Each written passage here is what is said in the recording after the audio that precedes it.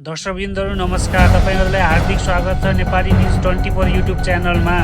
सदाझैँ आज पनि हामी सत्य अनि ताजा खबरहरू लिएर उपस्थित भएका छौँ।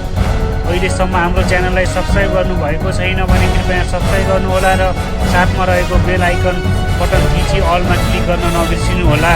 दर्शकवृन्दहरू कहाँदेखि हेर्दै अनि सुन्दै हुनुहुन्छ र हाम्रो सामग्री कस्तो लागिरहेको छ कृपया कमेन्ट गर्न नबिर्सिनुहोला। दर्शकवृन्दहरू लागौँ आजका मुख्य खबरहरूतर्फ। प्रधानमन्त्रीसँग भेटेर जेनजी युनाइटेडले भन्यो सबै जेनजीलाई एकीकृत गर्न पहल गरिदिनु। मुस्ताङ र मनाङमा भारी वर्षासँगै हिमपात। नेपाल र भारत बीचको दोस्रो खेल भोलि हुने छैनन् साम्बा, एन्जिला र प्रीति। नितु पौडेल आत्मदाह प्रकरण, गायक बाबुल गिरीमाथि अनुसन्धान गर्न 5 दिनको म्याद थप। त्यस्तै गरी 2 दिनभित्र नेपाल प्रवेश, भारी वर्षाको सम्भावना।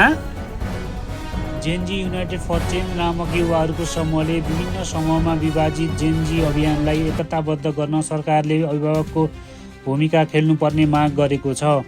मङ्गलबार प्रधानमन्त्री सुशीला कार्कीसँग सिंहदरबारमा भएको भेटवार्तामा उनीहरूले यस्तो माग राखेका हुन्। जेनजी युनाइटेड फर चेन्जकी प्रतिनिधि सदिक्षा राईले प्रधानमन्त्री र गृहमन्त्रीसँगको भेटमा आफूले जेनजी समूहहरूलाई एकीकृत गरिदिन आग्रह गरेको बताइन्। हामीले प्रधानमन्त्री र गृहमन्त्रीज्यूलाई भेटेर सबै जिल्लाका जेनजी समूहहरूलाई एकीकृत गरिदिनु पर्यो भनेर माग राखेका छौँ। उनले भनिन्, सरकारले नै यसको नेतृत्व लिनुपर्छ किनभने सरकारसँग नै अन्तिम शक्ति हुन्छ। उनले भेटमा प्रधानमन्त्री र गृहमन्त्रीबाट सकारात्मक प्रतिक्रिया आएको छ र आफूहरू अझै आशावादी रहेको बताइन्। उहाँहरूबाट सकारात्मक प्रतिक्रिया पाएका छौँ, हामी आशावादी छौँ। यदि हाम्रो माग पुरा भएन भने आन्दोलनले अर्को मोड लिन सक्छ, राईले चेतावनी दिइन्। आन्दोलनमा घुसपेट भएको आरोपमा भेटमा सहभागी अर्की प्रतिनिधिले केही समूहले जेनजी आन्दोलनलाई कमजोर बनाउन खोजेको र आफूहरूको शान्तिपूर्ण कार्यक्रममा अवरोध गरेको आरोप लगाइन्। शनिबार माइती घरमा भएको प्रदर्शनका क्रममा प्रहरीले पक्राउ गर्नुमा पनि अन्य समूहको हात रहेको उनीहरूको आशंका छ। उनले भनिन्, हामी एकताका लागि आवाज उठाइरहेका छौँ, तर द रेड च्याप्टरकी करिश्मा थापा लगायतका केही व्यक्तिले हाम्रो कार्यक्रममा अवरोध गर्न खोज्नुभयो। हामीले उहाँलाई पनि एकताको लागि आह्वान गर्दा मान्नु भएन। उनले शनिबार आफूहरूलाई प्रहरीले पक्राउ गरेपछि केही समूहले हामीलाई छुटाउन पहल गर्यौँ भनेर प्रचार गरेकोमा पनि आपत्ति जनाइन्। हामीलाई उहाँहरूको पहलमा छोडिएको होइन, हाम्रा अभिभावकले छुटाउनु भएको हो। उनले भनिन्, जेनजीको मुख्य एजेन्डा नै एकता, भ्रष्टाचार मुक्त र देश र प्रत्यक्ष कार्यकारी प्रणालीको भएको उनीहरूको भनाइ छ। जेनजीले उठाएका मुद्दाहरू नै हाम्रो एजेन्डा हो। सबैभन्दा पहिला हामी बीच एकता हुनुपर्छ, त्यसपछि मात्रै अरू विषयमा छलफल हुन्छ। उनीहरूले भने उनीहरूले विभिन्न समूहमा विभाजित हुँदा जेनजीको आवाज कमजोर हुने भन्दै सरकारले आधिकारिक रूपमा सबै एकै ठाउँमा ल्याएर छलफल गराउनु पर्ने माग दोहोऱ्याए। वायुका साथै अरब सागरबाट उत्पन्न न्यून चापिने प्रणालीका कारण मौसम बदली हुँदा मनाङ र मुस्ताङमा आज भारी वर्षा भएको छ। जल तथा मौसम विज्ञान विभागका सूचना अधिकारी दिनकर कायस्थका अनुसार आज मनाङ र मुस्ताङमा भारी वर्षा अभिलेख भएको हो। विभागका अनुसार मनाङको चामेमा पछिल्लो 24 घण्टामा 64.4 मिलिमिटर वर्षा भएको छ। त्यसै गरी मुस्ताङको जोमसोममा 51.2 मिलिमिटर वर्षा भएको छ। 50 मिलिमिटरदेखि 100 मिलिमिटरसम्मको वर्षालाई भारी वर्षा मापन गर्ने गरिन्छ। नेपाल र भारतीय महिला फुटबल टोली बीचको खेल भोलि बुधबार हुने भएको छ। यस अघि खेल बिहिबार हुने तय थियो। भारतसँगको अनौपचारिक मैत्रीपूर्ण खेल कप्तान सावित्रा भण्डारी, साम्बा गोलछक एन्जिला तुम्बापो सुब्बा र मिडफिल्डर प्रीति राईले भने गुमाउने भएका छन्। व्यावसायिक लिगका लागि साम्बा आजै अस्ट्रेलिया जाने छिन्। यसअघि इरानसँग नेपाल 3-0 पराजित भएको थियो। भारतसँगको दोस्रो मैत्रीपूर्ण खेलमा नेपालले 2-1 ले जित हात परेको थियो। यही कार्तिक 1 गते शनिबार अनामनगरको एम तिलक स्टुडियोभित्र आत्मदाह प्रयास गरेकी गायिका नितु पौडेलको मृत्यु पश्चात गायक बाबुल गिरी प्रहरी नियन्त्रणमा छन्। कार्तिक वन अस्पतालमा उपचारका क्रममा गायिका नितु पौडेलको यही कार्तिक 7 गते मृत्यु भएको थियो। उनको मृत्यु पश्चात पौडेलका आफन्तले गायक बाबुल गिरी विरुद्ध आत्मदाह दुष्चान जारी दर्ता गरेका छन्। प्रहरी अनुसन्धानका लागि हिरासतमा रहेका गिरीलाई थप 5 दिनको म्याद थप गरेको छ। जिल्ला प्रहरी कार्यालय काठमाडौँका प्रवक्ता पवन भट्टराईले का अनुसार जिल्ला अदालत काठमाडौँले 5 दिनको म्याद थप गरेको हो। कार्तिक 1 गते दिउँसो 2:30 बजेतिर स्टुडियोमा रहेकै अवस्थामा पौडेलले आफैले आफ्नो शरीरमा पेट्रोल छर्केर आत्मदाह प्रयास गरेकी थिइन्।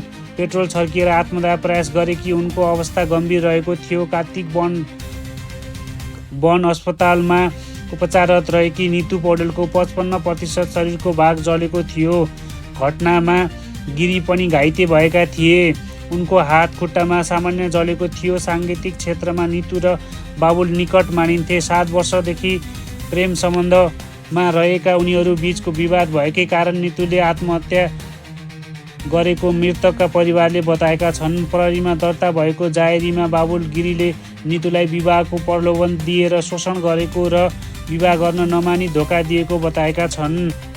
बङ्गालको खाडीमा विकसित भएको मोन्था नामक समुद्री चक्रवात 2 दिनभित्र नेपाल प्रवेश गर्ने जल तथा मौसम विभागले जनाएको छ।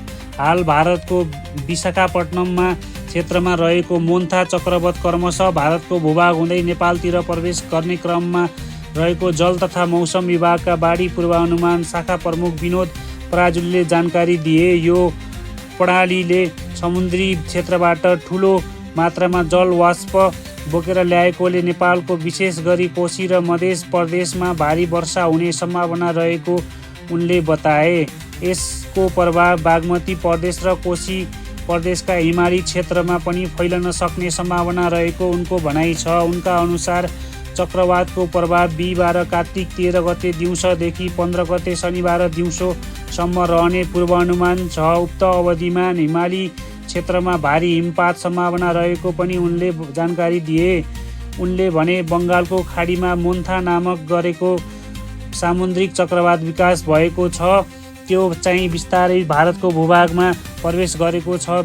विशाखापट्टनममा क्षेत्रमा आजको दिनमा अवस्थित छ र यो अबको 2 दिनमा नेपाल प्रवेश गर्ने देखिन्छ। यो सामुद्रिक चक्रवातले समुद्री क्षेत्रबाट जुन जलवाष्पहरू लिएर आएको छ त्यसले गर्दाखेरि नेपालको खास गरी कोशी प्रदेश र मध्य प्रदेशको क्षेत्रमा ठुलो वर्षाको सम्भावना देखिएको छ भने बागमती प्रदेश र कोशी प्रदेशको हिमाली क्षेत्रमा पनि यसको प्रभाव फैलन सक्ने। 13 गते बिहिबार दिउँसोदेखि 15 गते शनिबार दिउँसोसम्म करिब यसको प्रभाव रहने देखिन्छ। खास गरी हिमाली क्षेत्रको कुरा गर्दाखेरि यो माथिल्लो हिमाली क्षेत्रमा भारी हिमपातको पनि सम्भावना बागमती प्रदेश र कोशी प्रदेशको समग्र क्षेत्रमा देखिएको छ।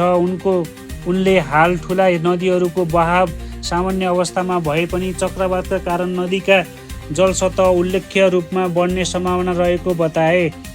बागमती र कोशी जस्ता ठुला नदीमा ठुला बाढी आउने जोखिम रहेको उनको भनाइ छ। यद्यपि नदी सतहमा सतर्कता तहसम्म पुग्न सक्ने भएकोले नदीको क्षेत्रमा बसोबास गर्ने नागरिकलाई सतर्क रहन उनले आग्रह गरे।